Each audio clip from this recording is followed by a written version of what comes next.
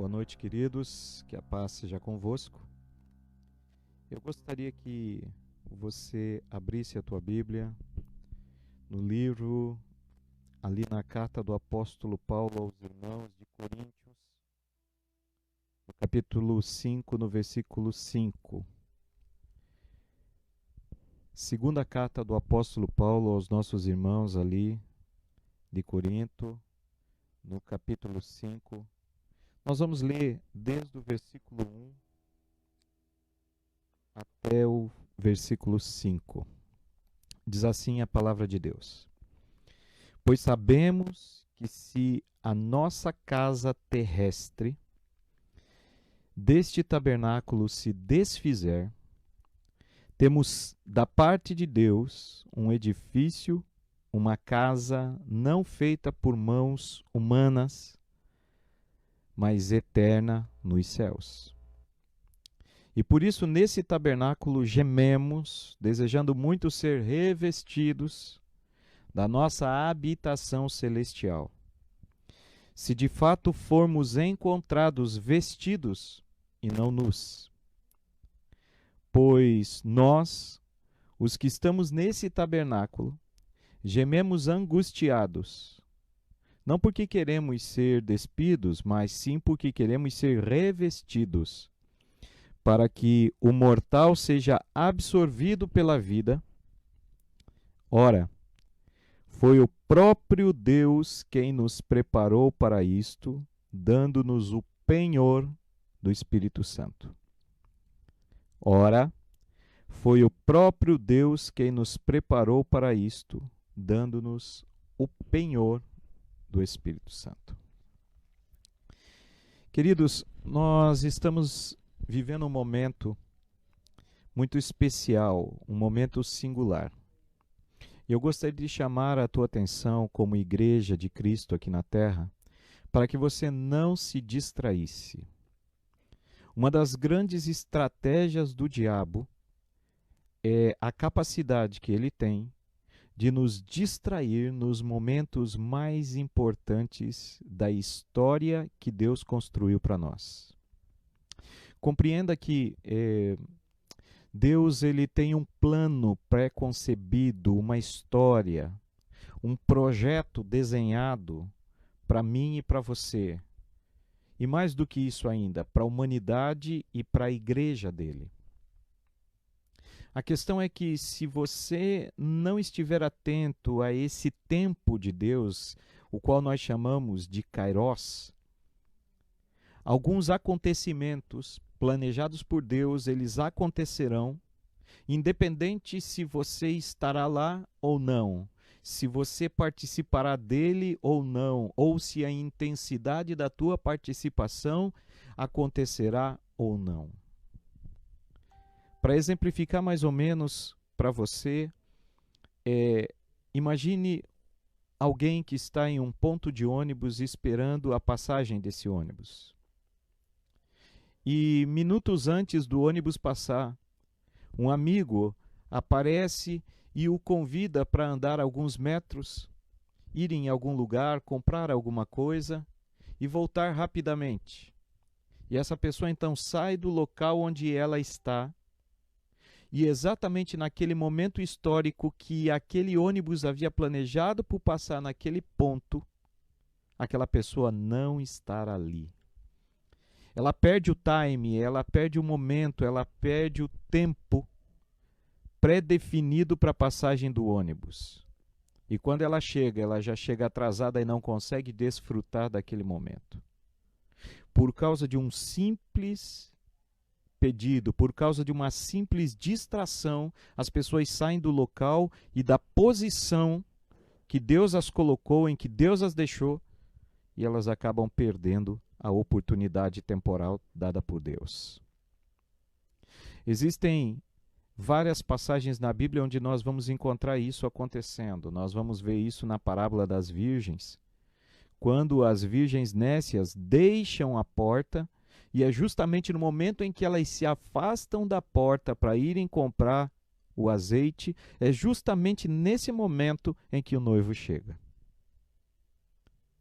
Então, O trabalho do diabo, ele consiste apenas em conseguir fazer com que você se distraia e não perceba o momento em que Deus estará operando, o momento em que Deus planejou para fazer a obra na tua vida. Veja bem, meu irmão. E nesse exato momento em que você está vivendo, em que eu estou falando aqui e você está aí na sua casa me assistindo, já parou para pensar, você já parou para pensar bem profundamente o que foi que Deus planejou para você agora? Você acredita que o que Deus planejou para você é ficar confinado, ficar fechado, sem pensar, sem sentir, sem adorar, sem ter comunhão? Será que foi isso que Deus planejou para você? É claro que não. Deus não planejou para você esse tipo de coisa, não. Apesar de eu e você estarmos vivendo isso, não quer dizer que era o que realmente Deus queria para mim e para você. Do mesmo jeito que a Bíblia diz que a vontade de Deus era que todos se salvassem. Muito bem. Então o que está acontecendo? Qual é esse momento? Será que esse momento é o momento em que minha cabeça, o meu coração, deve ser inundado por essas informações malignas? Por essas notícias de morte? Esse jornalismo de necrotério?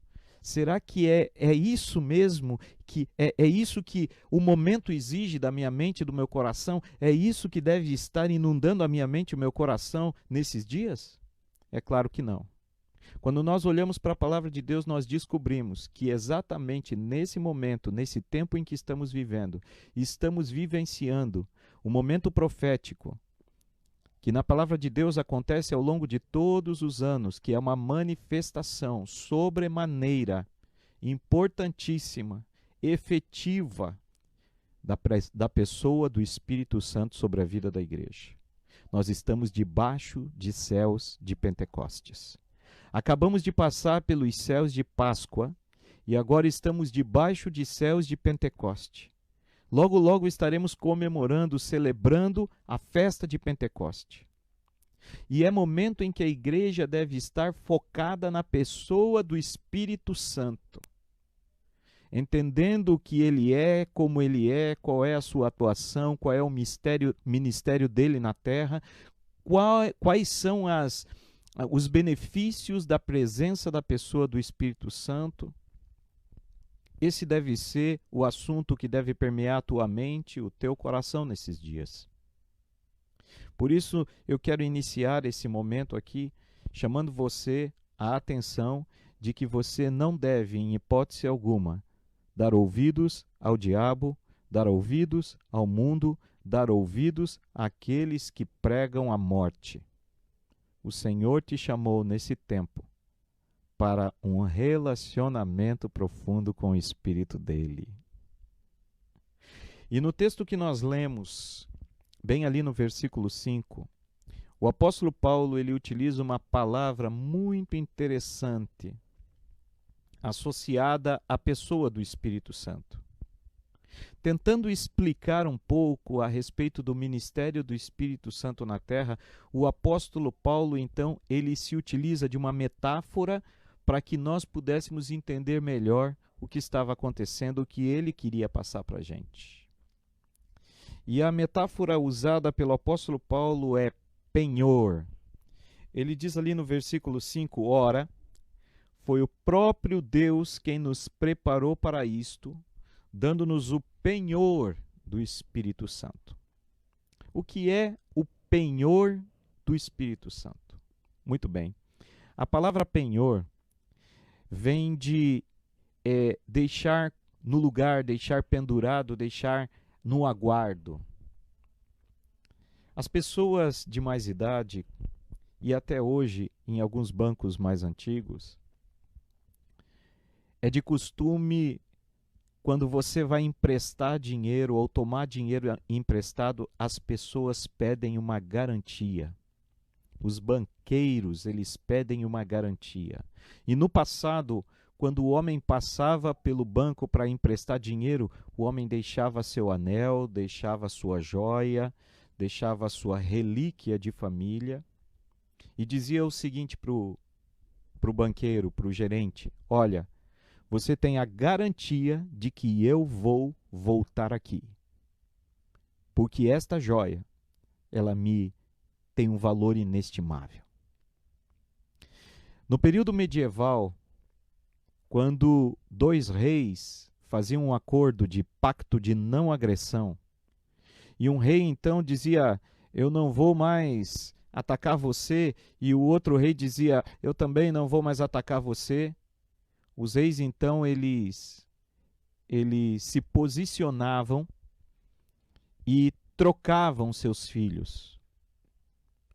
Geralmente filhas mulheres eram entregues para o outro rei, para o outro reino, e ela então iria viver no castelo com aquele outro rei, como garantia de que não haveria agressão.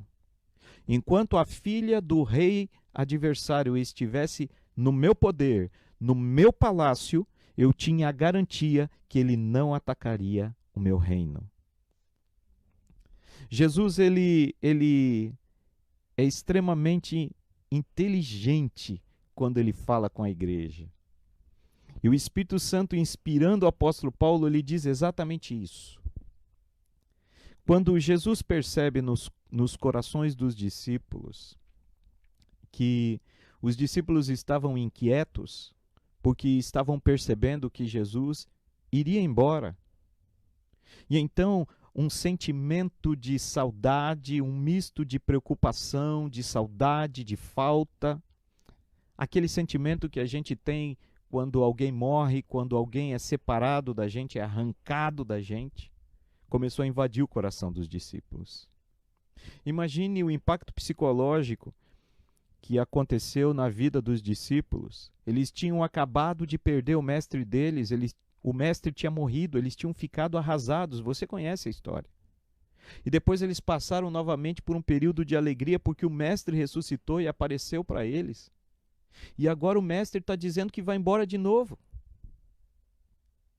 E mesmo Jesus explicando para eles que isso fazia parte de um projeto, de um plano de Deus, de várias profecias, isso não tinha sido feito de improviso, isso tinha sido planejado, era para ser assim. Mesmo assim, Jesus percebe que sentimentos como orfandade, sentimentos como solidão, sentimentos como medo, sentimentos como sentimento de perda, de separação, estavam acontecendo no coração deles.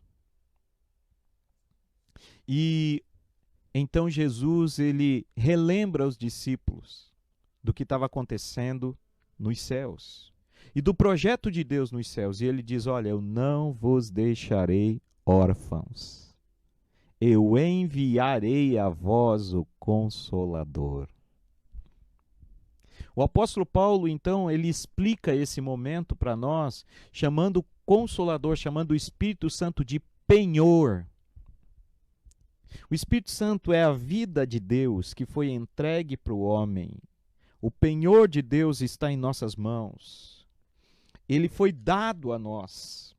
Eu queria que você olhasse no livro de João, no capítulo 7, no versículo 37 ao 39, nós vamos observar algo muito interessante. Diz assim: no último dia, o grande dia da festa, essa festa é a festa de tabernáculos, Jesus se levanta e diz em alta voz: se alguém tem sede, venha a mim e beba. Quem crê em mim, como diz as Escrituras, do seu interior fluirão rios de água viva. Isso ele dizia a respeito do Espírito Santo, que os que nele crescem haveriam de receber, pois o Espírito até aquele momento não havia sido dado.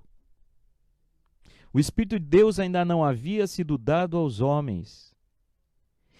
O cumprimento da profecia acontece Lá em Atos 2, no dia que nós conhecemos como dia de Pentecoste, ou dia da efusão do Espírito, quando o Espírito é derramado sobre a vida do homem. Deus está dizendo ao homem que eu estou pegando meu filho de volta, mas eu estou entregando para vocês uma garantia.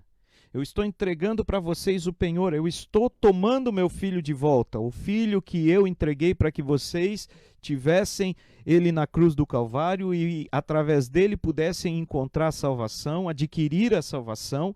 Agora eu pego meu filho de volta, mas eu não deixo vocês sem nada. Eu deixo vocês com uma garantia, com o meu Espírito, ou seja, vocês têm toda a certeza, vocês têm a garantia que eu vou retornar.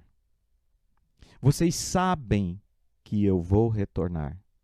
Vocês sabem que o meu filho voltará para buscar vocês. E vocês sabem disso porque vocês possuem, vocês têm alguma coisa que é muito importante para mim. A igreja, ela possui algo que não é deste mundo. Preste atenção, meu irmão. A igreja de Cristo na terra é o único ser vivo que possui algo que não é deste mundo.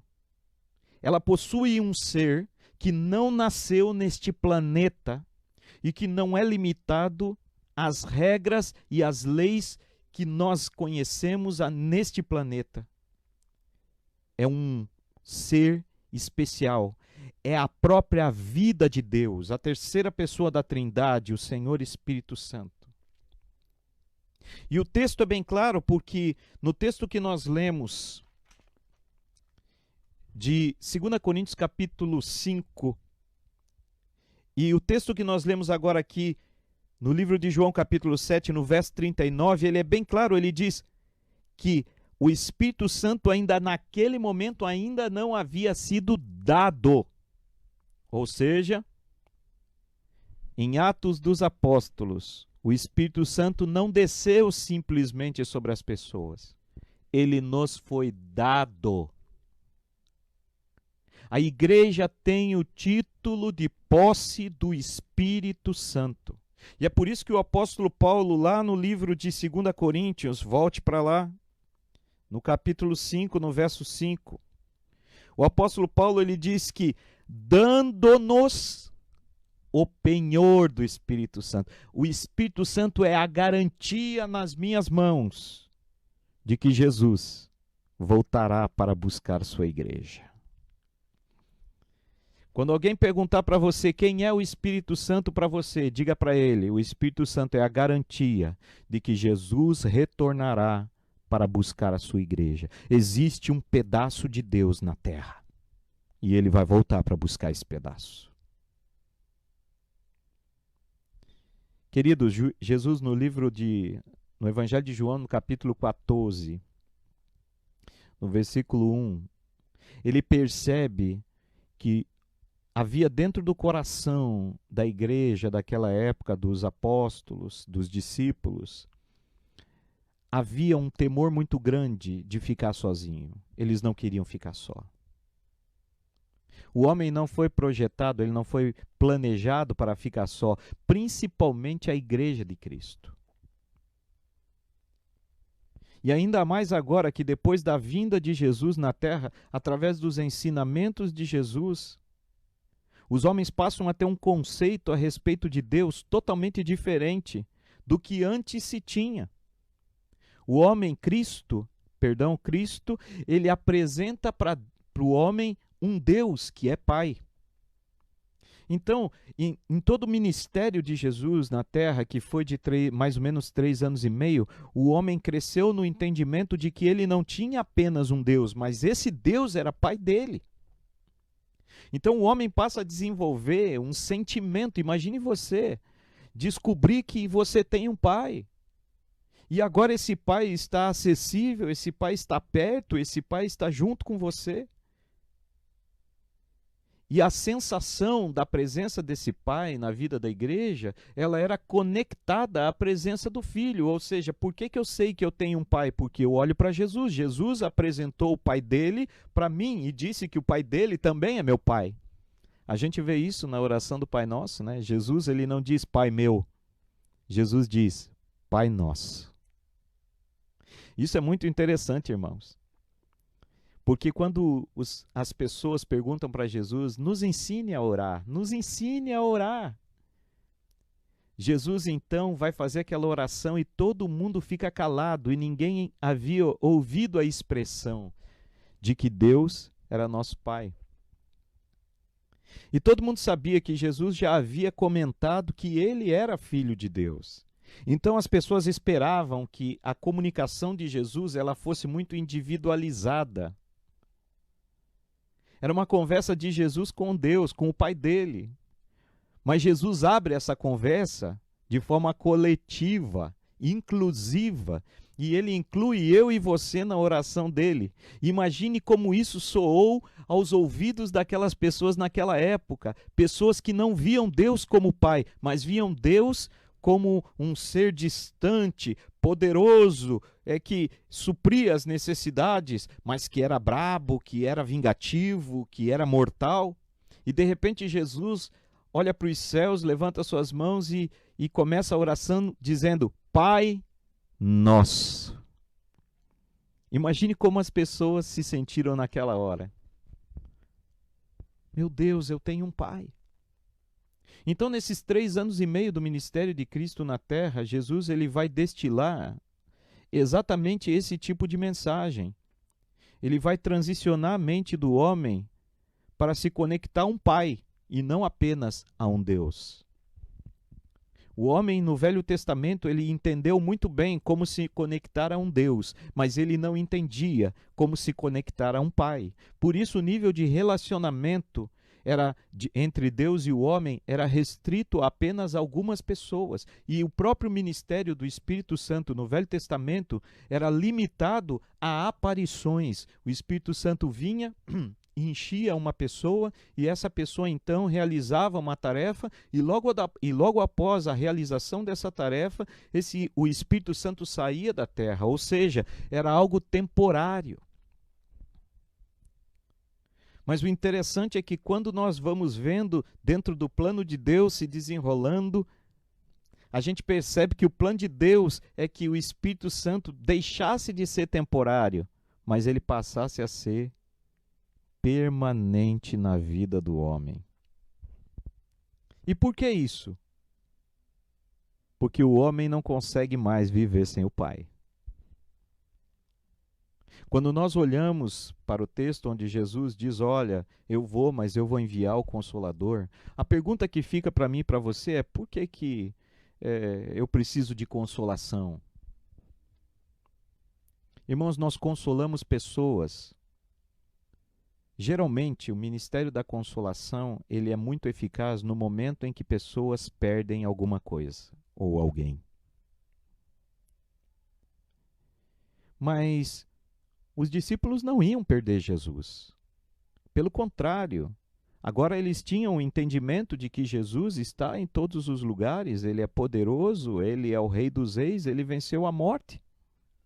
Então, por que os discípulos precisavam ser consolados? Não era a perca de Jesus que preocupava isso.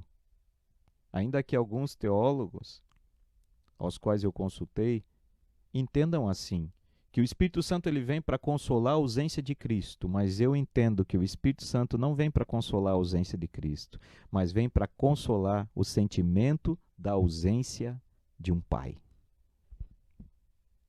Porque eles tinham ainda no coração, eles estavam engatinhando no relacionamento com Deus, o Pai. Então agora sem a pessoa de Jesus, esse acesso parecia que ia ficar um pouco dificultado. E é por isso que a gente vê Jesus utilizar a palavra órfão. Não vos deixarei órfãos, enviarei o Consolador.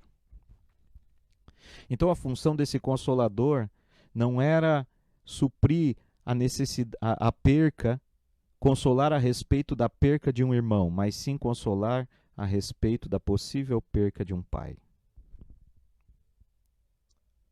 Enquanto o Espírito Santo está na terra, parafraseando o pensamento do apóstolo Paulo da carta aos Coríntios, no capítulo 5, no verso 5, a segunda carta, Enquanto o Espírito Santo está na terra, a igreja tem a garantia que o Filho voltará para levar os irmãos dele, que somos nós, para o Pai. E como eu disse lá no Evangelho de João, Jesus percebe no coração do povo, no coração da igreja que ele estava deixando, no coração dos discípulos que ele estava deixando, esse medo de ficar sem Pai. Ele chega a dizer: não se turbe o vosso coração, irmãos, como eu amo esse texto. Ele diz: não se turbe o vosso coração. Credes em Deus, credes também em mim. E ele refere-se novamente ao Pai dele, João capítulo 14, do versículo 1 em diante, ele diz: na casa de meu Pai há muitas moradas. Se não vos houvesse, eu não vos teria dito, porque eu vou preparar-vos lugar. E quando eu for e preparar-vos lugar, retornarei a vós e vos tomarei para mim mesmo, para que onde eu estiver, vós estejais também. O que Jesus está dizendo aqui? Está dizendo o seguinte: fiquem calmos, eu vou voltar para buscar vocês. Eu vou voltar para levar vocês para o lugar de onde vocês nunca deveriam ter saído, para a presença do Pai. Imagine só. Imagine que você fosse uma criança de 5 ou 6 anos. E seu pai dissesse para você: olha, filho, eu quero que você fique aqui nessa calçada, porque daqui 1 hora o pai vai voltar aqui e vai levar você para casa. Imagine o desespero desta criança, afastado completamente dos seus pais, do seu pai, e olhando seu pai ir embora. E de repente, aquele sentimento de perca, aquele sentimento de solidão, aquele sentimento de separação, aquele sentimento de orfandade. Como é que o pai pode resolver esse problema? Como é que o pai pode se afastar do filho sem que o filho tenha as implicações, os prejuízos gerados por esse sentimento? A resposta de Deus para essa celeuma, a resposta de Deus para este problema é o Espírito dele. Agora, numa outra hipótese, imagine que o pai olha para você e diz: filho, eu quero que você fique nessa calçada, porque daqui 1 hora eu vou retornar para levá-lo para casa. Mas fique tranquilo, meu filho, eu não vou te deixar sozinho. Sua mãe ficará com você, segurando as suas mãos até que eu volte. É claro que haverá algum sentimento, haverá algum prejuízo, mas toda vez que você estiver pensando: meu Deus, será que papai vai voltar? Toda vez que você estiver com medo, toda vez que você estiver não acreditando mais que ele vai voltar, você tem alguém para olhar e dizer: mamãe, que horas papai vai voltar? Por que ele está demorando? O que foi que aconteceu? Você tem alguém com quem você pode chorar. Você tem alguém em quem você pode se escorar, conversar, trocar ideia, perguntar. Essa pessoa é o Espírito Santo, que ocupa exatamente essa função na minha vida e na tua vida. Toda vez que você pergunta para você mesmo: por que Jesus está demorando tanto para vir arrebatar a sua igreja? Por que o arpazo, o arrebatamento, está demorando tanto para acontecer? Já fazem mais de 2000 anos que ele disse que voltaria nos levar e não veio.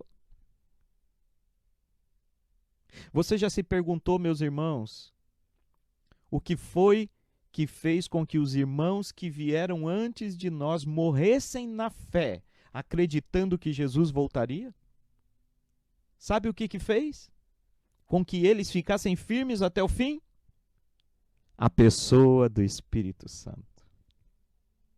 O Espírito Santo é a garantia, ele é o penhor de que o arrebatamento acontecerá.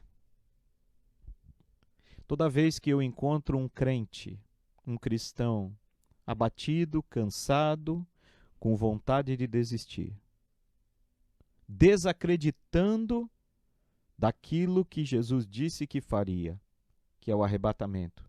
Toda vez que eu encontro um cristão assim, eu percebo a ausência do Espírito Santo na vida dele. Isso é muito importante, eu e você passarmos a dar valor à pessoa do Espírito Santo, à presença dele na nossa vida. Sem a pessoa do Espírito Santo, nós não teríamos esperança. Toda vez que você encontrar alguém sem esperança, ou toda vez que você se encontrar em uma situação de falta de esperança, é porque o Espírito Santo está longe de você. Você está na calçada e não tem ninguém para conversar, para segurar a tua mão. E nós sabemos, escatologicamente falando, é o Espírito Santo que leva a igreja aos ares, às nuvens onde Cristo está no dia do arrebatamento. Quais seriam os prejuízos? Uma coisa muito interessante, meus irmãos. Tem coisas e pessoas que nós achamos que precisamos e não precisamos. Mas tem coisas e pessoas que nós temos certeza que precisamos, e essa certeza vem do fato de que Deus colocou essas pessoas nas nossas vidas. Deus nunca faz nada por acaso. Como diz um amigo meu, Jesus não prega prego sem estopas. Se ele disse que eu e você precisaríamos de um consolador, é porque haveriam momentos na nossa vida espiritual em que nós estaríamos fracos, abatidos e precisaríamos de alguém ao nosso lado que renovasse a nossa fé e a nossa esperança. Sem o Consolador, sem a pessoa do Espírito Santo, não há como se manter firme esperando o dia do arrebatamento. Imagine como seria a palavra de Deus sem a garantia do Espírito Santo, sem a pessoa do Espírito Santo. Um bom exemplo a respeito disso são os livros seculares. Eu sei que você deve gostar de ler tanto quanto eu gosto, mas uma coisa que eu aprendi ao longo de todos esses anos e todos os livros que eu li, por mais que eles sejam importantes para a minha vida, por mais que eles tenham me despertado interesse e por mais que eu tenha gostado deles, eu não consigo lê-los todos os dias. Imagine só você pegar livros como Dom Casmurro, livros como O Código da Vinci, livros como O Morro dos Ventos Uivantes, e você lê os mesmos livros todos os dias, os mesmos capítulos todos os dias. Por mais que você ame aqueles autores, por mais que eles sejam para você pessoas capazes de prender a tua atenção, depois da primeira, da segunda, na terceira vez que você está relendo aquele livro, você não aguenta mais. Existem livros que eu já li 3 vezes, como por exemplo, o livro Heróis da Fé de Orlando Boyer. Mas são livros que eu li 1 ano, se passaram 2, 3 anos, li de novo. Nunca, todos os dias, o mesmo capítulo, todos os dias, os mesmos personagens. Ninguém aguenta isso. Por quê?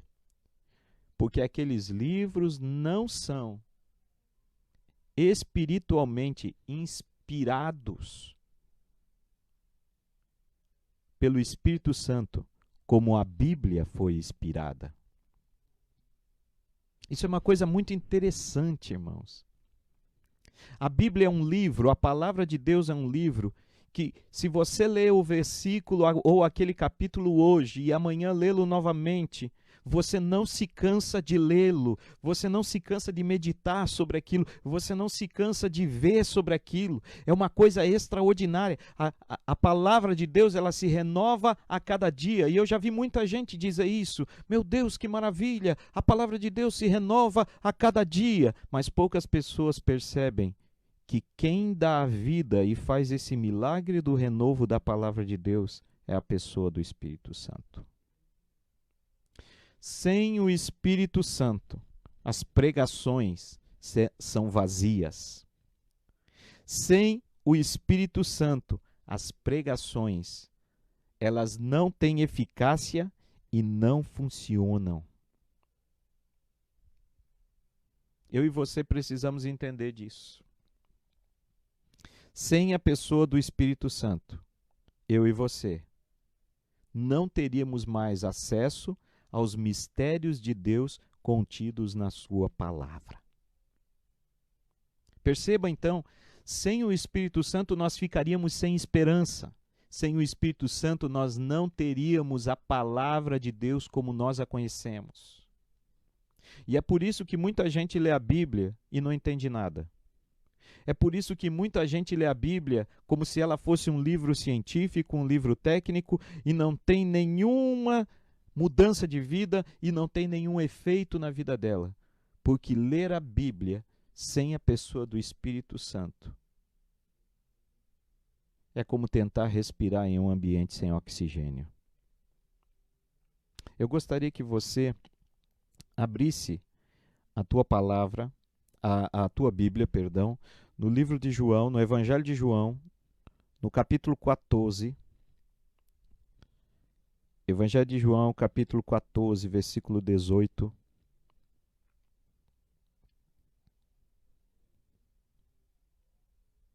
Vamos ler desde o versículo 15. Evangelho de João, capítulo 14, desde o versículo 15.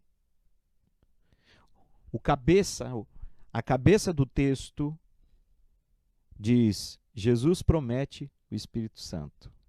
Agora, é claro que a gente precisa entender que essa promessa já havia sido feita por Deus, pelo Pai. Nós temos vários textos na Bíblia, no livro de Isaías, menções no livro de Salmos, Provérbios, e a mais famosa que é Joel, no capítulo 2, do versículo 27 ao 29, o qual nós chamamos de a efusão do Espírito, quando Deus diz que naqueles dias derramaria do Espírito dele sobre toda a carne. Então Jesus aqui, na verdade, ele faz a mesma promessa que o pai dele já havia feito. Ou seja, Jesus aqui está dando uma conotação dizendo o seguinte: olha pessoal, isso que está acontecendo aqui e isso que ainda vai acontecer aqui não é algo improvisado. Faz parte de um projeto articulado pelo meu pai, organizado pelo meu pai, onde o meu pai teve uma função no espaço-tempo onde vocês vivem, e agora eu estou tendo uma função, e logo haverá alguém que terá uma função, que é a pessoa do Espírito Santo. Ou seja, nós temos aí os ministérios das três pessoas da Trindade, Deus Pai, Deus Filho e Deus Espírito Santo, os ministérios deles se completando, se encaixando como uma engrenagem. E Jesus, então, aqui nesse texto, ele já está se preparando para o final do seu ministério. E ele está dizendo o seguinte, Evangelho de João, capítulo 14, versículo 15, diz assim: se vocês me amam, guardarão os meus mandamentos. E eu pedirei ao Pai, e ele lhes dará outro Consolador. Aqui nós vemos que Jesus também fazia essa função de consolação. Ou seja, Jesus então dá início na metanoia na vida do homem, na mente do homem, para que ele transicionasse e entendesse que ele tinha um pai, mas o trabalho ainda não estava concluído. Ele necessitava de uma continuidade. E então ele diz, o meu pai vai mandar outro consolador. A pessoa do Espírito Santo, ela vem para dar continuidade a esse projeto, onde o homem passa a entender sua filiação em Deus, e esse sentimento de orfandade desaparece então do coração do homem. O texto continua dizendo: a fim de que esteja com vocês para sempre. Em todo o Velho Testamento nós vamos ver ações temporais, movimentos temporais do Espírito Santo. E aqui Jesus revela que o projeto de Deus, que o plano de Deus é para uma ação contínua, constante e eterna. O homem, então, sendo resgatado dentro desse plano, resgatado para um relacionamento eterno com Deus. Aqui, irmãos, tem uma coisa muito interessante que eu e você precisamos entender. Um dos símbolos máteres da igreja é o peixe. Você é igreja de Deus. Você é peixe. E se você chegasse e perguntasse para um peixe se ele conhece algum ambiente que não tenha água, ele iria dizer para você: eu desconheço. Porque para onde o peixe vai? Para a direita, para a esquerda, para cima ou para baixo? Dentro da geografia na qual ele nasceu, ele não conhece outro lugar. Ele não sabe outro lugar. A água está para o peixe, assim como o peixe está para a água. O Espírito Santo está para a igreja, assim como a água está para o peixe. Quem é igreja vive mergulhado no Espírito de Deus. Ele anda no Espírito e tudo que ele faz, tudo que ele vê, tudo que ele fala, tudo que ele tem a ver com a pessoa do Espírito Santo. Uma vida no Espírito de Deus não é uma vida com altos e baixos, é uma vida constante. Porque o ministério de Cristo, o ministério do Espírito Santo na terra, ele é marcado não por altos e baixos, mas ele é marcado por um desejo de Deus de ter um relacionamento contínuo com você. Aqui eu sei que não é o espaço é curto para nós falarmos a respeito desse assunto, mas existem pessoas morrendo e ressuscitando, ressuscitando e morrendo demais. A nós, como igreja, cabe-nos morrer, matar o velho homem e não ressuscitá-lo nunca mais. Mergulhar no oceano do Espírito e não vir à tona nunca mais. Continuando o texto, no versículo 17 diz: Ele é o Espírito da verdade, que o mundo não pode receber, porque não o vê, não o conhece, mas vocês o conhecem, porque ele habita com vocês e estará em vocês. Olha que coisa maravilhosa. A primeira coisa aqui é que nós vemos que Jesus ele separa mundo da igreja. O mundo é o mundo, a igreja é a igreja. O mundo não reconhece Deus como Pai, mas a igreja reconhece Deus como Pai. Vocês o conhecem. Se você é igreja, se você já sentiu a presença do Espírito Santo, se você já teve um culto abençoado, se um dia você já chorou na presença do Espírito Santo, você sabe do que eu estou dizendo. Você o conhece. Você sabe como ele fala, você sabe como ele toca você, você sabe como ele age. Não tem coisa mais tremenda do que sentir a presença do Espírito Santo, do que falar com Ele, do que ler os versículos na Bíblia e a revelação saltar aos nossos olhos, do que tocar algumas músicas e algumas notas musicais e louvar ao Senhor e sentir que não está sozinho. A presença do Espírito Santo. Quem já mergulhou no oceano do Espírito sabe do que eu estou falando. E o texto termina dizendo, porque Ele habita em vocês. E no versículo 18, não deixarei que vocês fiquem órfãos, mas eu voltarei para junto de vocês. Irmãos, a maravilha de promessa, que maravilha de promessa. Saber que Deus se preocupa comigo e com você, a ponto de tirar um pedaço dele, a ponto de tirar de dentro dele, abrir a si mesmo, arrancar o seu espírito lá de dentro e dizer, olha, eu não vou enviar para vocês um anjo, eu não vou enviar para vocês um animal, eu não vou enviar para vocês uma instituição, eu não vou enviar para vocês um planeta, eu não vou enviar para vocês um objeto, eu vou enviar para vocês um pedaço de mim, uma parte de mim, alguém que é eu, e vou deixar com vocês, vocês vão ter essa propriedade. Ele não vai aí por causa do mundo, ele não vai aí por causa do diabo e dos seus anjos, ele vai aí por causa de vocês, é por tua causa que o Espírito Santo desceu. Ele te ama.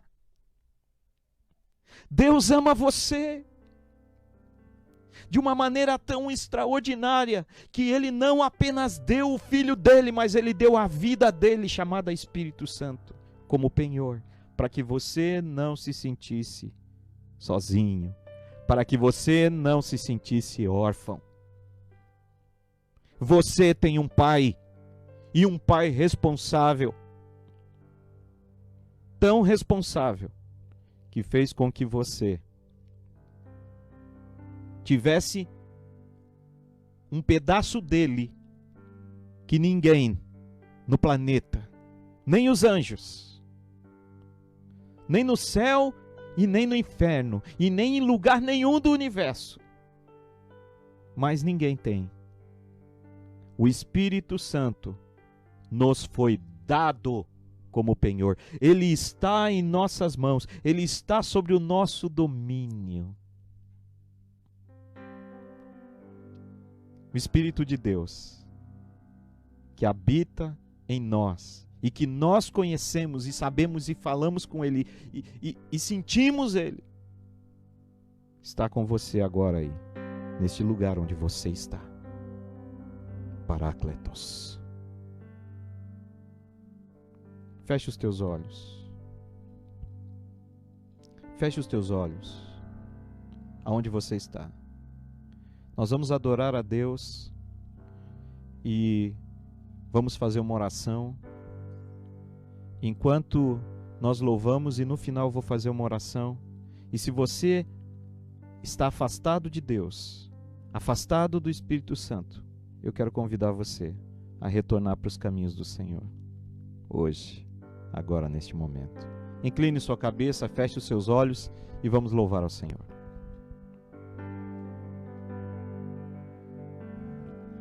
Eu ouvi mil histórias de como alguns vêm a ti, mas eu ouvi sua doce voz na escuridão me dizendo que se agrada de mim, que eu nunca estou só. Eu sei, és um bom pai, é quem tu és, é quem tu és, é quem tu és. Eu sou amado por ti, é quem eu sou, é quem eu sou, é quem eu sou. Tu és um bom pai, é quem tu és, é quem tu és, é quem tu és. Eu sou amado por ti, é quem eu sou, é quem eu sou, é quem eu sou. Aleluia. Eu sei. Bendito é o teu nome, Muitos Senhor. procuram resposta. Senhor, restaura os relacionamentos em tanto lugar deste povo com o teu Espírito. que nós procuramos. Nós oramos, Senhor, por um tempo de restauração. Restaura, Deus, o relacionamento dos teus servos com o teu Espírito. O Espírito de Deus invada agora a vida, o corpo, o coração, a mente. Senhor, em nome de Jesus, atinge agora como um cometa do poder da tua presença, na sala, no quarto, aonde eles estiverem, pelo poder do nome de Jesus. Nós desativamos do mundo do Espírito todo sentimento de orfandade, todo sentimento de afastamento, todo sentimento de solidão no mundo do Espírito. E proclamamos um tempo de pessoas mergulhadas no Espírito, cheias do Espírito, que andam no Espírito e vivem no Espírito. Em nome de Jesus. É quem tu és, é quem tu és, é quem eu sou, é quem eu sou, é quem eu sou.